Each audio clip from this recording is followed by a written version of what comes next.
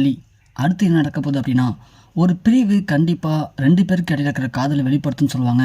அதே மாதிரி என்னதான் சொத்து எல்லாத்தையும் இழந்துட்டு ஒரு சின்ன வீட்டில் தங்கியிருந்தாலும் இப்போது மல்லி விஜய் ரெண்டு பேருக்கும் நிறைய டைம் இருக்குது. இந்த டயத்தில் மல்லி விஜய் ரெண்டு பேருமே ஒருத்தவங்க மாற்றி ஒருத்தவங்க எந்த அளவுக்கு லவ் பண்ணுறோம் அப்படிங்கிறத வெளிப்படுத்துகிற விதமாக சின்ன சின்ன விஷயத்தில் கூட அவங்களுடைய ரொமான்ஸை பார்க்கும்போது ரொம்பவே இன்ட்ரெஸ்டிங்காக இருக்குது. ஒரு பக்கம் விஜய் கஷ்டப்படுறாரு அப்படின்னு மல்லி ஃபுட் டெலிவரி பண்ணுற வேலைக்கு போகிறாங்க. ஆனால் ஆரம்பத்தில் நைட்டில் மட்டும்தான் டெலிவரி பண்ண முடியும்னு சொன்ன அந்த ஓனர்கிட்ட போயிட்டு மல்லி பேசி தனக்கு ஏற்ற மாதிரி விஜய் வேலைக்கு போன உடனே இவங்க கிளம்பி வேலைக்கு போகிறாங்க.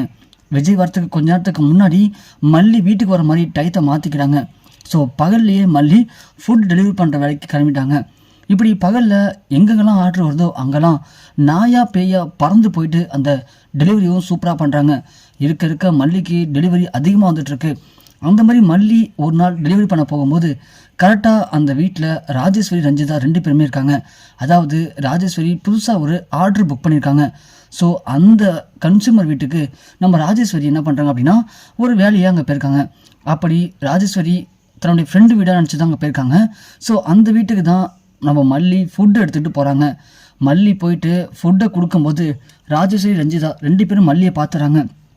பார்த்ததும் மல்லிக்கு சம்மதிச்சு, ஆஹா யார் கண்ணில் மாட்ட விட நினச்சோமோ அவ கண்ணிலே மாட்டிட்டோமே, இவ சும்மா இருக்க மாட்டாளே, இப்போது என்ன பண்ணுறது, அமைதியாக இங்கேருந்து போயிடுவோம் அப்படின்னு மல்லி திரும்பும்போது, ஏய் மல்லி நில்லுடி, என்ன பார்த்துட்டு பார்க்காத மாதிரி போகிற அப்படின்னு சொல்லவும் அந்த கன்சியூமர் உடனே, யார் மேடம் உங்களுக்கு தெரிஞ்சவங்களா, இவளா, இவ ஒரு வேலைக்காரி, ஆனால் கொஞ்சம் கேர்ஃபுல்லாக இருங்க, இவளை சாதாரண ஃபுட் டெலிவரி பண்ணுறவ அப்படின்னு உள்ளே வெட்டின்னு வச்சிங்களேன், உங்களுக்கு தெரியாமல் உங்கள் புருஷனை மயக்கி கைக்குள்ளே போட்டுட்டு சொத்து எல்லாத்தையும் அடையத்துக்கு ட்ரை பண்ணுவா, ரொம்ப மோசமானவ அப்படின்னு சொல்லவும் மல்லி டக்குன்னு கோவப்பட்டு, இங்கே பாரு, நான் ஒன்றும் ஒன்றை மாதிரி அடுத்த சொத்தை ஏமாற்றி அடையணும்னு ஆசைப்படல, நான் சொந்தமாக உழைச்சி சாப்பிட்ணுன்னு நினைக்கிறேன், அதனால தான் எந்த வேலையும் நல்ல வேலை தான் சொல்லி இந்த வேலை பார்த்துட்ருக்கேன், உன்ன மாதிரி நானே ஏமாற்றி படிக்கிறேன் நினச்சியா, ஊரில் போய் கேட்டு பாடி எல்லாம் சொல்லுவாங்க யார் சொத்தை யார் ஏமாத்துறான்னு சொல்லிட்டு, நீயே ஒரு மோசக்காரி, இங்கே என்ன சதிவலிக்கு வந்திருக்க அப்படின்னு ராஜியை கண்டுபிடி பேசுகிறாங்க மல்லி.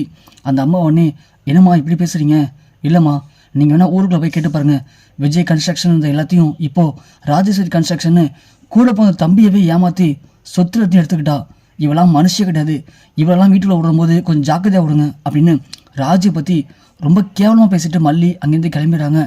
ராஜிக்கு ரொம்ப அசிங்கமாக போயிடுது. ரஞ்சிதா உடனே, என்ன ராஜிமா இவ இப்படி பேசிட்டு போயிட்டா, இப்போ என்ன பண்ண போகிறோம் நம்ம, விடு ரஞ்சி, அவள் பேசிட்டால கண்டிப்பாக பேசுனதுக்கு அனுபவிப்பா அப்படின்னு சொல்லி ராஜி ஒரு பிளான் பண்ணுறாங்க.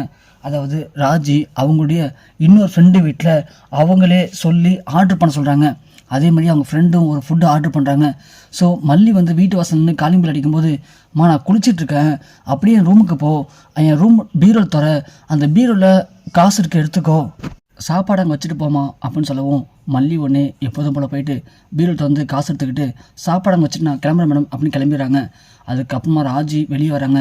சூப்பர் டி, நான் சொன்ன மாதிரி பண்ணிவிட்டேன், நீ என்ன பண்ணுற, இப்போது போலீஸுக்கு கால் பண்ணி இவன் நகை திருடிட்டான்னு சொல்லி கம்ப்ளைண்ட் பண்ண சொல்கிறாங்க. உடனே போலீஸ்லையும் கம்ப்ளைண்ட் பண்ணுறாங்க. கம்ப்ளைண்ட் பண்ண கொஞ்ச இடத்துல மல்லி ஃபுட் டெலிவரி பண்ணுற இடத்துக்கு போகிறாங்க. மல்லியை அரெஸ்ட் பண்ணுறாங்க. அரெஸ்ட் பண்ணி ஸ்டேஷன் கொண்டு வராங்க. மல்லி பயங்கரமாக அழுகுறாங்க. சார் நான் எதுவும் தப்பானவில்லை சார், எதுக்கு சார் நான் அரெஸ்ட் பண்ணியிருக்கீங்க அப்படின்னு ஸ்டேஷனில் பார்த்தா அந்த லேடி நிற்கிறாங்க. மேடம் நான் என்ன பண்ணேன், எதுக்கு மேடம் என் மேலே கம்ப்ளைண்ட் கொடுத்துருக்கீங்க, ஏமா நான் உன்னை என்ன சொன்னேன், சாப்பாடு வச்சுட்டு போமான்னு சொன்னால் நீ பீரோல் திறந்து காசு நகை நடத்து வந்துட்டியா நீனு அப்படின்னு கேட்குறாங்க. ஐயோ மேடம் நான் காசு மட்டும் தான் எடுத்தேன், எதுவும் எடுக்கலை, என்னம்மா கதை உரியா, பீரோல் வச்சுருந்தா 10 நகையை காணும், நீ தான் எடுத்திருக்க, இந்த பாரு அப்படின்னு சொல்லி சிசிடிவி கேமரா காட்டுறாங்க. அதில் மல்லி உள்ளே வருது, பீரோல் திறக்கிறது, காசு எடுக்கிறது, எடுத்து பேக்கில் அப்படியே வைக்கிறது, வெளில வருது. ஆனால் அந்த பேக்கில் என்ன வச்சாங்க அப்படிங்கிறது சிசிடிவி கேமரா சரியாக பதிவாகலை. அதை பார்த்தோன்னே அவங்க சம்மதிச்சு வராங்க. மேடம் நீங்கள் என்ன மேடம் இப்படி பண்ணுறீங்க, நீங்கள் தானே உள்ளே வர சொன்னீங்க, ஏமா நான் இப்போ உள்ளே வர சொன்னேன் அப்படின்னு அந்த மேடம் சொல்கிறாங்க. உடனே மல்லி பயங்கரமாக அழுகுறாங்க. ஏன் இப்படி பண்ணுறீங்க அப்படின்னு சொல்லும்போது ஸ்டேஷனில் இருக்கிற லேடிஸை மல்லியை கொண்டு போய் செல்லில் போட்டுறாங்க. மல்லியில் எந்த பண்ணவில்லைன்னு சொல்லி பயங்கரமாக அழுகுறாங்க. அப்போ தான் நம்ம ராஜி வராங்க. ராஜி வரவும் மல்லிக்கு அப்போ தான் எல்லாம் புரியுது, இது எல்லாமே ராஜேஸ்வரி திட்டம் தான் அப்படின்னு. ராஜி மல்லியை பார்த்து, என்ன மல்லி, என்ன என்னமோ காலையில் அவ்வளோ பேச்சு பேசுனேன் பாத்தியா, அதான்டி இந்த ராஜேஸ்வரிங்கிறது, இந்த ராஜேஸ்வரியுடைய பவர் தெரியாமல் நீ ரொம்ப ஓவராக பேசிட்ட, அதான் பேசின உனக்கு சரியான தண்டனை கொடுக்கணும்ல, அதான் உன்னை எங்கே அடித்தா உனக்கு வலிக்குமோ அங்கே அடிச்சிருக்கேன். ஆனால் என்ன, இப்போ ஒரே கல்லில் 2 மாங்காய், உன்னை பிடிச்சி ஜெயிலில் போட்டேன். இன்னும் கொஞ்ச நேரத்தில் எஸ்ஐ கால் பண்ணி உன் புருஷன் அதான் கார் மெக்கானிக் மிஸ்டர் விஜய் கால் பண்ணி சொல்லுவாங்க, உங்கள் மனைவி திருடிட்டாங்க, ஸ்டேஷனில் அடைச்சிருக்கோம், உடனே கிளம்பி வாங்கன்னு. விஜய் ஓடி வருவான். வந்து உன்னை இந்த கோலத்தில் பார்த்துட்டு அப்படியே கதறுவான். அவர்கிட்ட கதறதை நீ பார்க்கும்போது உனக்கு ரொம்ப கஷ்டமாக இருக்கும், நீயும் கதறுவ. ஸோ ஒரே கலர் ரெண்டு மங்கா உங்கள் ரெண்டு பேரும் கதற விட்டு வேடிக்கை பார்க்கறதுல எனக்கு அப்படி ஒரு சந்தோஷம். பரவாயில்ல, ஓகே மல்லி, சும்மா இருந்த என்னை சொரிஞ்சு விட்டுட்ட, இதுக்கப்புறம் இந்த ராஜேஷுடைய ஆட்டத்தை நீ பார்ப்ப அப்படின்னு சொல்ல மல்லி ஒன்று, ராஜி நான் தெரியாமல் பண்ணிட்டேன், என்னை மன்னிச்சிடு ப்ளீஸ், என்னை விட்டுன்னு கெஞ்சுறாங்க கதறாங்க. ஆனால் ராஜி கேட்கவே இல்லை. அதே மாதிரி எஸ்ஐ கால் பண்ணி விஜய்ட்டு சொல்கிறாங்க. விஜய் பதறடிச்சு ஸ்டேஷன் ஓடுறாரு. ஓடி வந்து பார்த்தா மல்லி உள்ளே இருக்கிறத பார்த்து விஜய் அப்படியே கண் கலங்குறாரு. என்னாச்சு மல்லி, உனக்கு எப்படி இது நடந்துச்சு, என்ன நடந்துச்சு அப்படின்னு கேட்குறாங்க. மல்லி நடந்ததுன்னு சொல்கிறாங்க. சொல்லும் விஜய் உடனே, நான் தான் அதுக்கு தான் அப்பயே சொன்னேன், நீ வீட்டிலே இரு மல்லி, வேணான்னு சொல்லி. நமக்கு நேரம் சரியில்லை, நம்ம சுற்றி எதிரிங்க நிறைய பேர் இருக்காங்க, நம்மளை என்ன வேணும் பண்ணுவாங்க அப்படின்றதுக்காக தான் நீ வேலைக்கு போக வேணான்னு நான் சூசகமாக சொன்னேன். ஆனால் அதை புரிஞ்சுக்காம நீ இப்படி வெளியே வந்து அந்த ராஜேஸ்வரி சூழ்ச்சி சிக்கி இப்போ உள்ளே வந்துட்டே மல்லி, ஏன் மல்லி இப்படி பண்ண?